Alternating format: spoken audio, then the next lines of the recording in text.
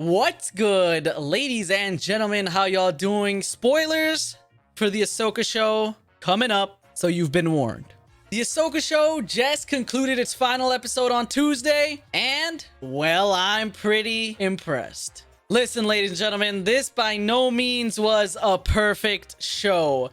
But after the garbage that we've been getting, this was quite enjoyable. A lot of my worries did not come to fruition, but some of them kind of did.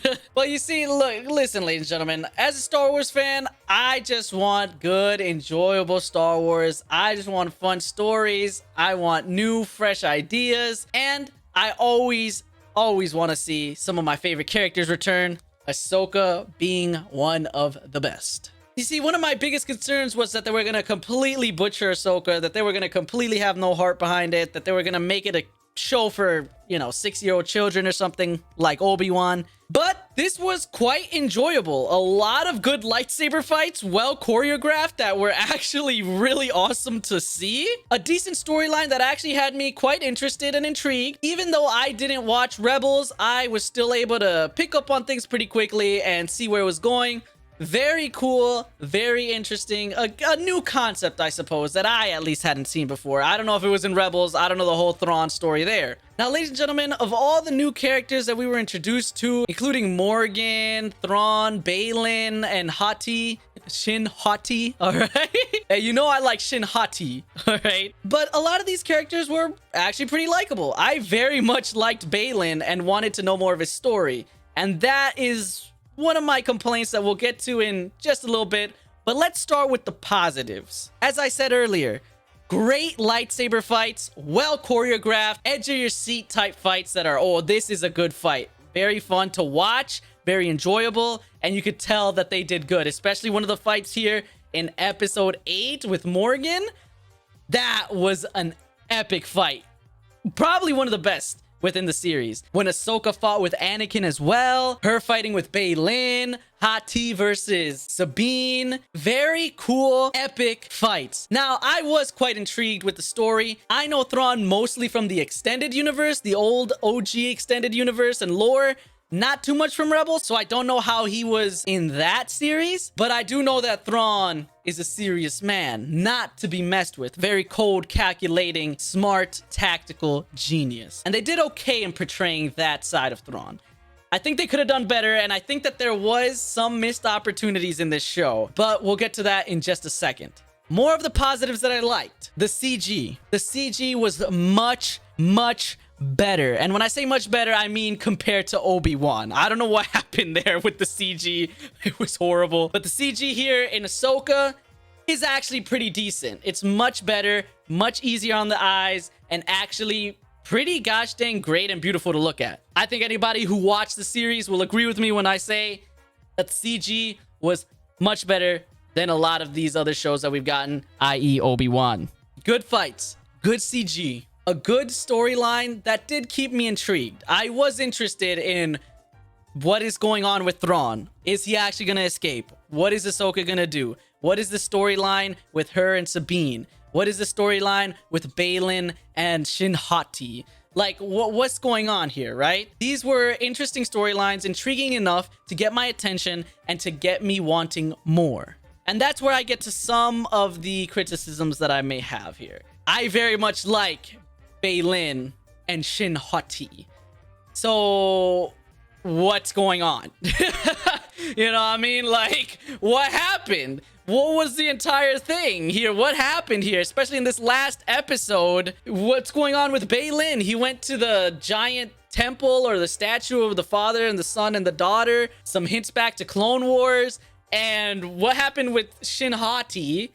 Did she just lifted up her lightsaber and is she the ruler of the gang now? Or was she about to pull an Anakin and kill the women and children? Like, what happened? What was that? We really do need a season 2. And I hate to say this. I hate when a series depends on its continuation here. You know, season 1 should be on its own or observed on its own.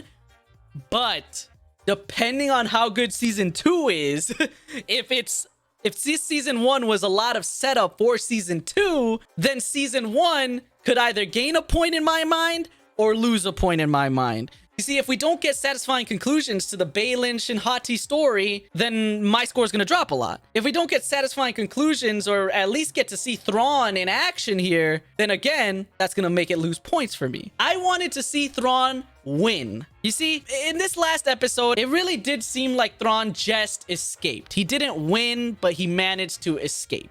I wanted to see Thrawn win, you know?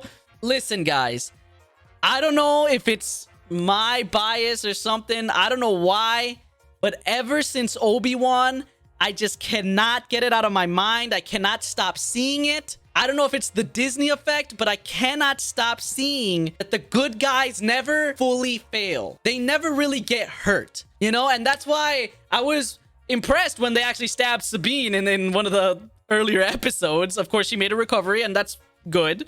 But I was surprised by that because I just can't get it out that the heroes never truly lose all the way. Look, I don't know if I'm crazy. I don't know if I have the sadistic side or something, but like, I hate the stupid turtle things. And how come not a single turtle thing died? I wanted to like see one of them get headshotted or something. I don't know, man.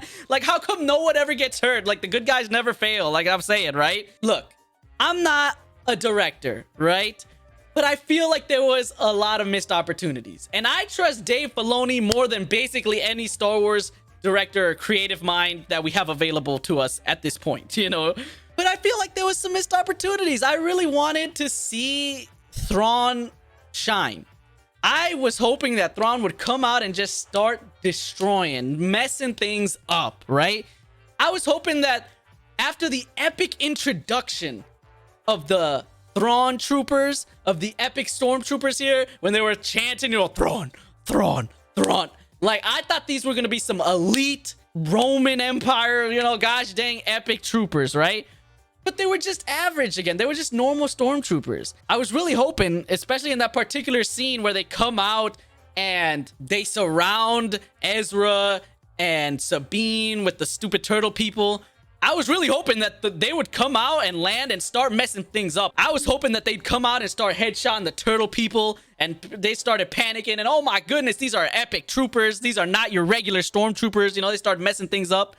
But unfortunately, they were just normal stormtroopers. You know, they couldn't hit anything, and they basically just all messed up, died, and didn't really serve too much of a purpose. Shin Hati also just kind of was there, lost, and ran away. A lot of things that I wish could have been more. Also, how come no one's arms get chopped off no more?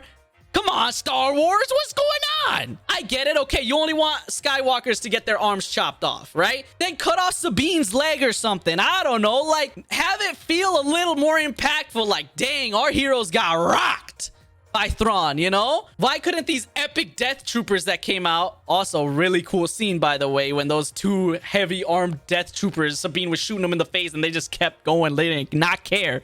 That was awesome scene. But like, why couldn't one of these epic death troopers, like, I don't know, cut Sabine's leg off or something, and then have it feel like more of a loss, you know? Like, oh dang, they got messed up. Have freaking Morgan stab Ahsoka or something, and you know, it's like they lost, they're messed up. They have the whole season in between to just make up and time passed, so they're better now. You know, like, have it really end on that more sour note. Like, Thrawn escaped, bro. He won. He didn't just escape, but he won, and he rocked y'all. He messed y'all up. I was hoping that was more. Again, what do y'all think about that? What do y'all think of my fanfic right there? You know what I'm saying? You know, I feel like they could have done more. Imagine this, right? The last shot where Ezra comes out and it's just him in the stormtrooper outfit. Missed opportunity, in my opinion. Imagine if that last shot of season 1, that stormtrooper walks out of the gosh dang ship. He raises his gun, so all the rebels in the hangar just gun him down, and then he just gets back up.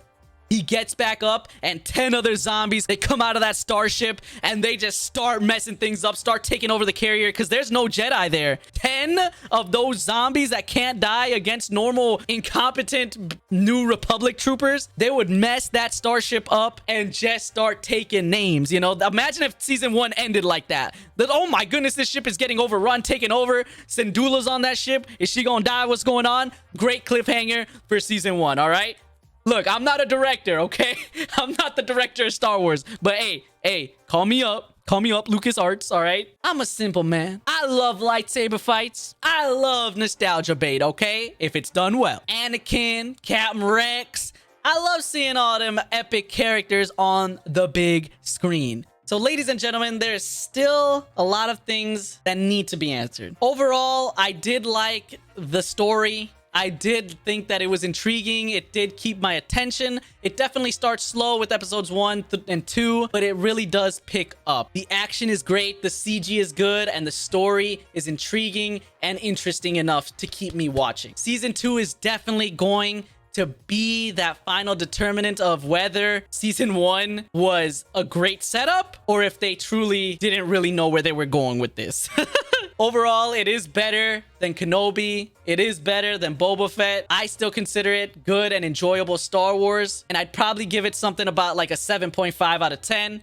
And depending on season 2, maybe that'll go up to an 8.5, or maybe it'll go down to a 6, depending on season 2. But ladies and gentlemen, do recommend watching Ahsoka. Give it a watch if you have not yet. Let's look forward to season 2, and let's hope that it's the answer, the final piece of the puzzle to a lot of the questions here in season 1. And let's hope that they actually do know what they're doing and they're not just writing randomly and seeing where it goes.